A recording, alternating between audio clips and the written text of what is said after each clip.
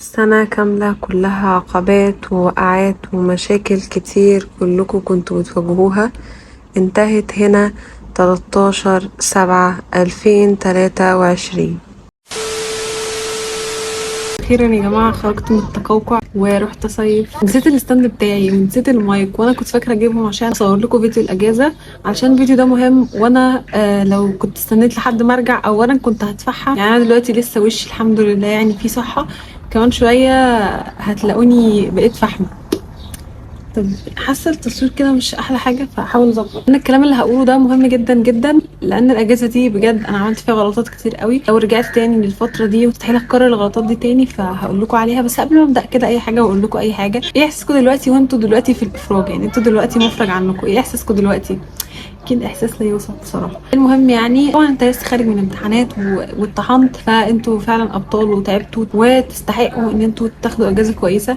ففي حاجات معينه لو عملتها هتضيع عليك الاجازه، واولها ان انت هتقعد تفكر في النتيجه. لان انا لما نزلت اسك على الانستجرام بقول لهم ايه احساسكم دلوقتي وانتوا فاضل لكم يومين وتخلصوا امتحانات، كتير جدا منكم قالوا لي احنا خايفين من النتيجه، مش مهم الاجازه، احنا خايفين من النتيجه. يعني ايه مش مهم الاجازه؟ انتوا مستنيين الاجازه دي بقالكم قد ايه؟ انتوا متخيلين بقالكم سنه مطحونين يا عيني، فانتوا دلوقتي تستحقوا اجازه وتستحقوا اجازه كويسه كمان.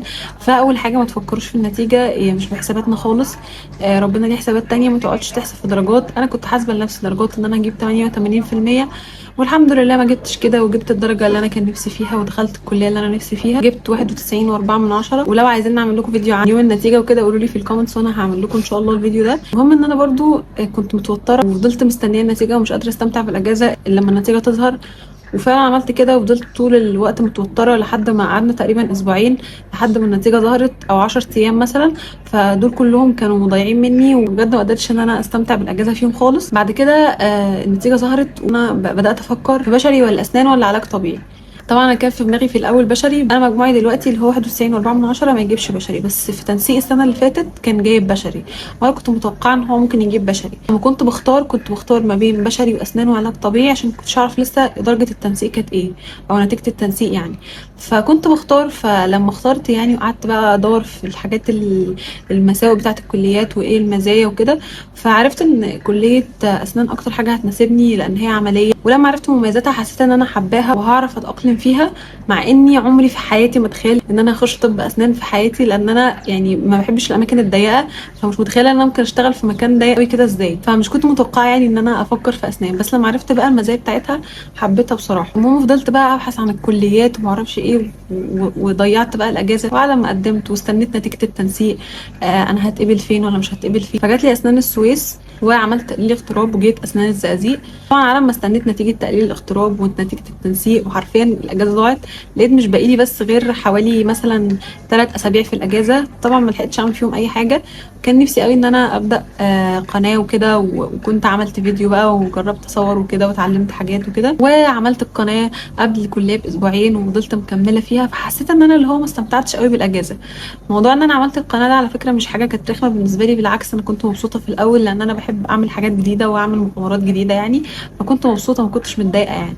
يخرب بيت الدبان، ما كنتش متضايقه خالص ان انا هبدا قناه وكده. بس الفكره في ايه، انه اللي هو ما لحقتش استمتع قوي بالاجازه يعني، حتى ما لحقتش اصيف ولا كده. فلا يا جماعه، يعني اللي هو اول ما تاخدوا الاجازه على طول روحوا شوفوا مكان احجزوا فيه على طول. احجز لك بقى اسبوعين في اي حته ولا اي حاجه، حاول ان انت تتبسط، حاولوا ان انتوا تعملوا اي حاجه انتوا بتتبسطوا بيها. ما تفكريش بقى في تطوير الذات وحقق احلامي كلها.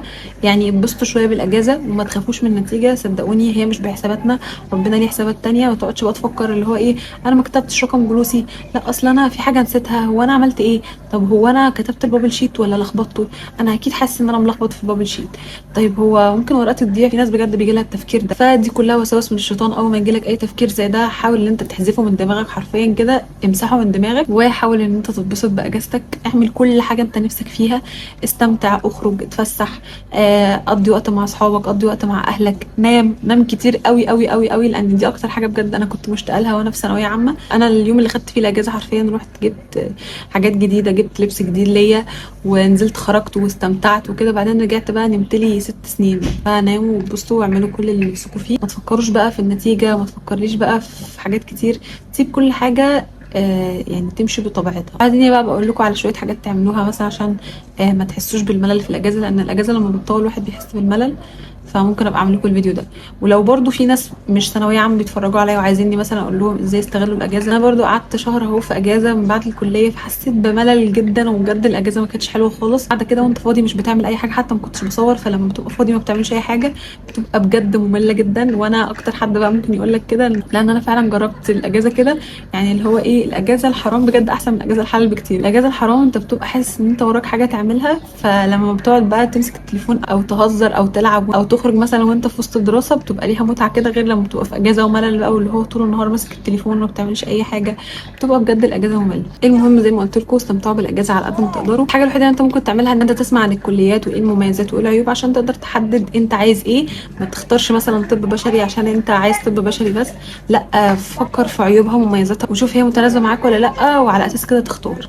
بس دي الحاجه الوحيده اللي ممكن تعملوها دلوقتي، في ان انتوا بقى تبحثوا وتتفرجوا. يعني ما تروحش بقى تاخد لي كورس انجليزي، تروح تتعلم لي كورس برمجه وما اعرفش ايه، لا، ارتاحوا واتبسطوا واعملوا كل اللي نفسكم فيه. لما تزهقوا ابداوا بقى فكروا في الحاجات دي. بس كده بقى، قولوا لي ايه الحاجات اللي انتوا عايزين نتكلم عنها في الاجازه، وان شاء الله في محتوى جديد انا محضراه الناس اللي بتوع الجامعات وكده، عموما يعني عن الحياه، وانا مكمله معاكم. ما تفكروش ان انا خلاص كده وقفنا هنا عند ثانويه عامه، لا، احنا مكملين ان شاء الله. وبس كده، لو عجبكم الفيديو ما تنسوش تعملوا لي لايك، واكتبوا لي تحت في الكومنتس كده احساسكم في الاجازه. كل الكومنتات قبل كده في الفيديوهات اللي فاتت تكون عن المشاكل بتاعتكم وكده، فانا عايزاكم تفرحوني بقى، اتكلموا بقى عن حاجات كده كويسه، احكوا لي احساسكم، قولوا لي ناويين تعملوا ايه في الاجازه. ولو اول مره تشوفوني ما تنسوش تشتركوا في القناه وتفعلوا زر الجرس على كلمه الكل عشان يوصلكم كل اشعار وكل فيديو جديد هنزله.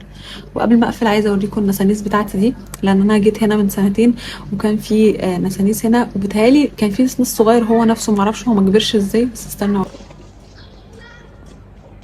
هم هناك بيلعبوا، في واحد فوق والصغير اهو تحت بيتشعبط عشان يطلع لفوق، في واحد هنا اهو. فانا بقى هقفل معاكم واروح العب معاهم واكمل لعب معاهم.